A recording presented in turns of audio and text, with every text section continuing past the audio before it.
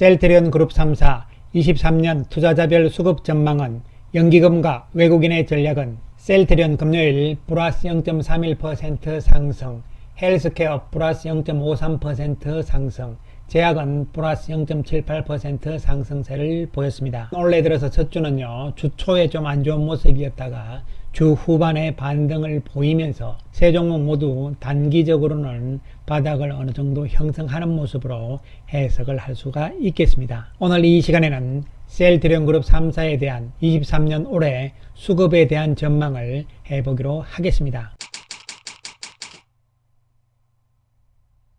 그에 앞서서 셀트리온이 이번 주에 나왔던 보도자료들을 살펴보기로 하겠습니다. 먼저 셀트리온의 베그젤마가 캐나다에서 판매 허가를 획득했다는 이야기가 나왔죠. 작년 9월 달에 미국에 이어서 캐나다에서 허가가 나옴으로 인해서 북미 시장 진출을 본격화했다, 이런 이야기가 되는 것이고요. 중요한 것은 캐나다 시장이 2019년부터 바이오 시밀러에 대한 적극적인 우호 정책을 도입하고 있다는 것이죠. 13개의 캐나다 주 가운데서 8개 주가 지금 적극적인 바이오 시밀러 전환 정책을 시행을 하고 있는 상황이죠. 이에 따라서 글로벌 베바시주맙 시장의 규모를 살펴보게 되면요, 미국 시장 플러스 캐나다에서 북미 지역이죠, 약 44%가 된다, 이렇게 보시면 되는 것이고요. 27억 7,500만 달러 정도니까요. 1월 4일 환율 기준 약 3조 5천억 정도다, 이렇게 생각을 하시면 되는 것이고요. 북미 시장 전체 규모가요. 그런데 우리가 여기서 캐나다에 대해서 조금 알아볼 필요성이 있는 것이죠. 캐나다는 2021년 기준으로 했을 때 전 세계 시장에서 의약품 시장 규모로 봤을 때 9위거든요. 특히 캐나다는요, 바이오 시밀러 부분이 좀 약합니다. 즉 다시 말씀드리면은 캐나다의 바이오 시밀러 비중이 OECD 평균보다 낮다는 것이죠. 캐나다의 바이오 의약품 가운데서 가장 큰 비중, 즉 1등이요, 인플릭시맙이거든요. 이것은 셀트리온의 램시마 SC잖아요. 2020년 규모이긴 합니다만요, 시장 규모는 우리 돈으로 약 1조 5,347억이다, 이렇게 보시면 되는 것이고요. 그 다음에 아달리무밥 유플라이마가 지금 들어가 있잖아요. 요거 역시 1조 2천억이 되는 시장 규모가 캐나다가 되는 것이고요. 그 다음에 이번에 캐나다에 허가가 나와 있는 베그젤마는 1298억 정도의 규모라고 보시면 되겠습니다. 이 환율은 1월 6일자 기준이 되는 것이고요. 따라서 캐나다 시장에서 이미 셀트리온은 램시마와 램시마 SC 가장 큰 시장이죠. 그리고 유플라이마, 흐주마, 트룩시마 모두 시판이 되고 있는 상황이죠. 여기에다 이번에 베그젤마가 들어갔다, 이렇게 보시면 되는데요. 특히 캐나다 시장에서 20년자료이긴 합니다만요, 인플릭시맙, 램시마 SC를 보시면요, 바이오시밀러 쪽이 OECD 평균이 73%거든요. 근데 캐나다는 바이오시밀러 비중이 20%밖에 안 되니까요. 이 수치가 작다는 것은 그만큼 바이오시밀러 시장의 성장 가능성이 높다는 이야기가 되는 것이죠. 그리고 아달리무밥은 거의 없는 상황이죠. 아달리무밥도 OECD 평균은 바이오시밀러 쪽이 28%인데요. 캐나다는 거의 없는 상황이다, 이렇게 보시면 되는 것이죠. 물론 베그젤마의 시장 규모 역시 캐나다에서도 그렇게 많은 규모는 아니긴 합니다만요, 그러나 의미는 있다, 이런 측면에서 접근을 할 수가 있는 것이죠. 그 다음에 베그젤마가 중동과 북아프리카 지역에도 히크마와 판매 계약을 체결했다는 이야기가 나옵니다. 특히 중동과 아프리카는요, 신흥시장이잖아요. 파머징 시장으로서 새롭게 떠오르는 시장이다, 이렇게 보시면 되겠습니다. 그래서 베그젤마는 실제적인 헬스케어를 통한 판매 매출은 올해부터 나올 것이다. 특히 유럽 쪽에 핀란드에서부터 시작이 되잖아요. 셀트리온에서 만드는 베그젤마는 선제적으로 이미 매출이 나오고 있는 상황이고요. 그리고 올해부터 본격적으로 베그젤마의 매출은 헬스케어를 통해서 또한 나온다, 이런 측면에서 접근을 하시면 되겠습니다.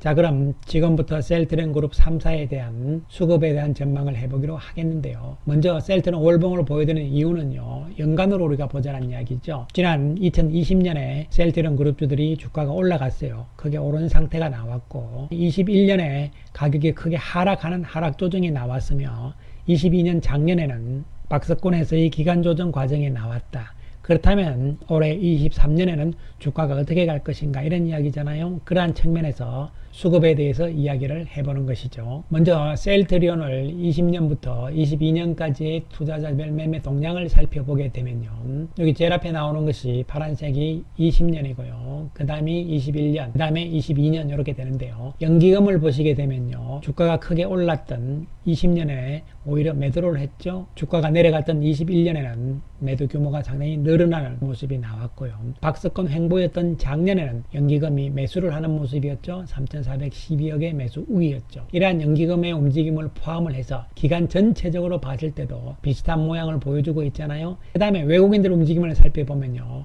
주가가 오르던 2020년에 초기에 외국인들 매수가 강하게 들어오면서 주가를 견인을 했고요. 21년에 매도를 했죠. 그러나 큰 규모는 아니었다고 볼 수 있는 것이고 작년에 외국인들은 3,200억의 매수 우위를 보인 것이죠. 그래서 결론적으로 셀트리온은 작년에 외국인과 기관이 매수를 했다. 주가가 박스권에서 기간 조정을 거치는 과정 속에서요.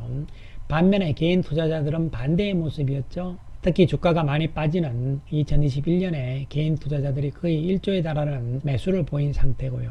그리고 작년에 박스권에서 기간 조정을 거치면서 개인 투자자들은 1조가 넘는 매도를 또 한 상태라고 볼 수가 있는 것이죠. 2021년에 매수했던 규모와 비슷하게 2022년에 개인들이 매도를 했다는 측면으로 단순하게 추측을 해볼 수도 있는 것이죠. 그렇다면 2023년에는 오히려 기관과 외국인들의 매수가 또다시 이어진다면 주가도 좋은 상황으로 갈 수 있다는 측면으로 접근이 되겠습니다. 올해 들어서 수급을 보면요. 한 주이긴 합니다만 연기금에서는 약 180억의 매수 우위를 보인 상황이죠. 그러나 금융투자가 많이 팔므로 인해서 기관들 전체적으로는 37억의 매도 우위가 나왔고요.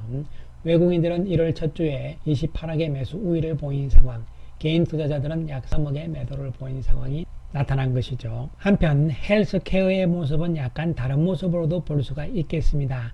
헬스케어는 연기금이 2020년 주가가 오를 때는 팔았습니다만 주가가 하락과 그리고 기간 조정을 거치는 21년과 22년에는 매수 우위였죠. 작년에 매수가 조금 더 많은 모습이 나왔고요. 기관들 전체적으로 봤을 때는요. 매수가 작년에 많았다 이런 측면으로 접근이 될 수가 있는 것이고요. 반면에 외국인들은 2020년 셀트리온 헬스케어는 매도가 많았고요. 그리고 주가가 빠지는 21년에도 매도, 그리고 외국인들은 작년에도 매도가 이런 측면에서 셀트리온과 조금 다른 모습이 나타난 것이고요. 헬스케어 역시 개인 투자자들은요 2020년에 많이 샀고 그리고 2021년에도 역시 좀 매수를 했고 반면에 작년에는 매도하는 모습이 나왔습니다. 헬스케어 1월달 들어서 보시면요 연기금은 일단은 14억 정도의 매도 우위죠. 그리고 기간 전체적으로도 23억 정도의 매도고요. 외국인 역시 94억의 매도 우위를 보인 반면에 개인들만 115억의 매수 우위를 보인 상황이죠. 한편 셀트리온 제약의 움직임을 살펴보게 되면요. 셀트리온 제약은 20년 주가가 오르는 시점에서 외국인들 매수가 상당히 강하게 나온 반면에 21년에는 외국인들이 매도를 했죠. 그리고 작년에 외국인들 매수 우위를 보인 상황이었습니다. 반면에 기관들은 3년 내내 매도를 하는 모습이 나왔고요. 개인 투자자들은 주가가 빠지는 21년에 매수를 많이 했고 작년에 역시 매도하는 모습이 나온 것이죠. 제약도 1월 들어서는요. 전체적으로 기관들이 6억 정도의 매수 우위를 보인 상황, 외국인들은 38억 매도죠. 반면에 개인들이 31억 매수를 보인 모습입니다. 결론적으로요. 셀트리온은 기관과 외국인들의 작년 매수가 의미가 있다는 측면으로 해석이 되는 것이고요. 특히 작년 기관들 가운데서 연기금의 매수는 우리가 주목을 해야 될 부분으로 생각을 할 수가 있는 것이죠. 그리고 헬스케어는요. 외국인들이 작년에 조금 매도를 하긴 했지만 기관들의 매수가 있었다는 측면은 우리가 눈여겨볼 대목이라고 보는 것이고요. 제약 역시 작년 외국인들 매수에 주목을 해야 될 것으로 판단이 되는 것이죠. 따라서 2023년 올해 특별한 문제가 없다면 셀트리온 그룹 3사는요. 수급적인 측면에서도 긍정적일 가능성에 비중을 둘 수가 있겠습니다. 물론 수급의 움직임에서 가장 중요한 요인으로 작용을 하는 것은요. 펀더멘탈, 즉 실적이 되는 것이죠. 따라서 셀트리온의 실적이 중요하게 볼 수가 있겠는데요. 셀트리온의 적정 주가에 대한 컨센서스를 보시더라도 평균적으로 24만 8천 원이 나오고 있는 상황인데 셀트리온의 실적 추이가 이번 4분기 그리고 올해 23년에도 나쁠 거 없다고 볼 수가 있는 상황이잖아요. 긍정적인 전망이다. 그렇다면 수급도 긍정적이라는 측면으로 역시 볼 수가 있겠습니다. 셀트리온 입장에서는요, 신규 제품들이 상당히 중요한 의미를 가지잖아요. 특히 램시마 SC가 유럽 시장에서 어떻게 될 것이냐, 이런 부분이 중요한 부분이 되는 것이고요. 그리고 미국에서는 올해 유플라이마, 또한 유럽과 미국에서의 베그젤마, 이러한 측면에서 올해는 초점을 맞출 수가 있는 것이고요. 의외로 램시마 SC의 미국 FDA 허가가 생각보다 빨리 나오게 된다면요, 그 부분 또한 긍정적인 요인으로 작용을 하면서 수급을 땡길 수 있는 상황이 될 것으로 예상을 해볼 수가 있겠습니다. 셀트는 금요일 외국인들이 33억의 매수 우위였잖아요. 주식수로는 외국인들이 2만 주의 매수 우위, 그리고 기관들도 2만 2천 주의 매수 우위를 보인 모습입니다. 물론 일봉으로 봤을 때 위에 꼬리를 달았다 그래서 섭섭한 모습이긴 합니다만, 바닥을 지난 수요일 확인을 단기적으로 한 모습이고 3일 연속 양봉의 모습이기 때문에 이 상황에선 주가가 크게 내려가는 상황보다는 안정적인 모습, 그리고 추가적인 반등의 가능성 쪽에 초점을 맞출 수가 있겠습니다. 또한 헬스케어 외국인들이 19억의 금요일 매도 우위가 나왔습니다만 양봉의 모습으로서 깨끗하게 나온 상황이잖아요. 기관들도 매도하는 모습이 나오긴 했지만 여기서는 이제는 단기적으로 바닥을 만들어 나가는 과정으로 역시 해석을 할 수가 있겠습니다. 또한 제약 역시 외국인들이 0.5억 정도의 매도 우위인데요, 단기적으로 바닥을 형성하는 모습이죠. 이제 1월 첫 주가 지나간 상황이고요. 시장 전반적으로 올해 23년에 대한 실적 부분에 대한 우려심들이 높아지고 있는 상황이죠. 특히 삼성전자가 4분기 실적을 추정치를 발표를 했는데요, 상당히 실망스러운 모습이 나왔지만 주가는 이미 많이 빠졌다는 측면이기 때문에 큰 충격이 없었다는 것이죠. 이것은 시장 전체도 이제는 여기서 빠진다 해봐야 이런 개념으로 접근을 할 수가 있는 것이죠. 금요일 밤 미국 시장에서는요, 큰 폭의 상승세가 나왔죠. 다우지수가 2.13% 상승, 나스닥은 3.38% 상승세가 나왔는데요. 미국 시장도 다우도 마찬가지, 나스닥도 마찬가지 횡보를 쭉 하다가요, 이제 반등이 좀 나오는 모습들이잖아요. 즉 그동안 횡보를 하면서 크게 하락으로 이탈하는 모습은 나오지 않았다는 것이죠. 지지력이 강했다는 이야기가 되는 것이고, 발표된 미국의 임금 상승률이 전망치보다 낮았잖아요. 즉 임금 상승률이 높으면요, 물가가 또 올라가잖아요. 그렇기 때문에 오히려 임금 상승률이 낮았기 때문에 물가한테는 좋은 것이다, 이러한 인식 때문에 미국 시장이 크게 오른 모습으로 해석을 하시면 되겠습니다. 어쨌든 시장 전체적인 측면에서 우리 시장도 마찬가지고 미국 시장도 마찬가지고요, 추가적인 하락의 과정보다는 안정적인 모습 쪽에 비중을 둘 수가 있는 것이고요.